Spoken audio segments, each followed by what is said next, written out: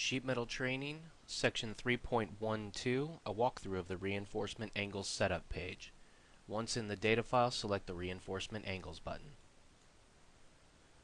22 available slots for the different angle types you wish to use for your reinforcement. Starting with the description column, put in whatever short description you wish to use for the different types of angles that you use for reinforcement around the outside of the duct.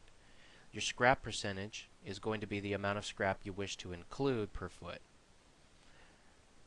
Price per each or price per foot.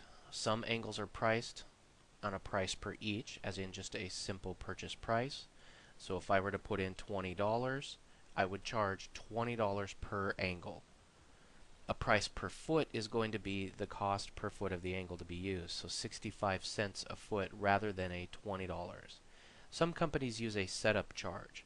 Anytime that an angle is included, they want to throw in $5 to start off with, and then price the angle on a per foot charge. This can be accomplished by just changing this column to $5. Typical setup will have the each column at a 0. The attached feet per hour. This is the amount of feet in an hour that can be attached using whatever the default attachment process is. If you have angles that are attached with screws, that are bolted, that are stitch welded, and that are continuous welded, you will need to set up those as 4 different angle types so that the labor can reflect each of those.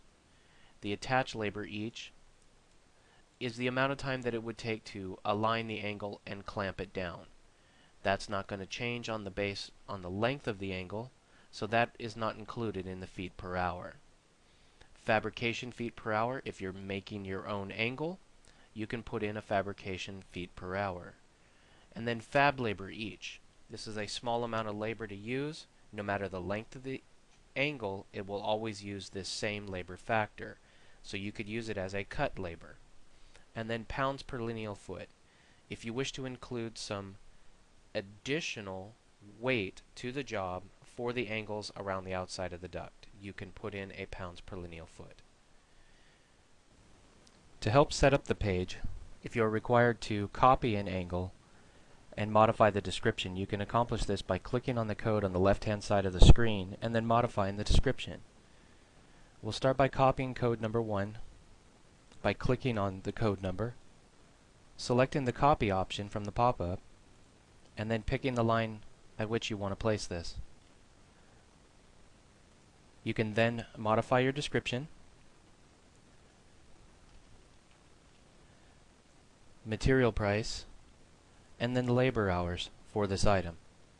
This will allow you to quickly reproduce the list and change the material type without having to retype in all the information. And remember, by clicking on the code, you can clear the line and you can swap the item's location. This will conclude the walkthrough for the Reinforcement Angles page.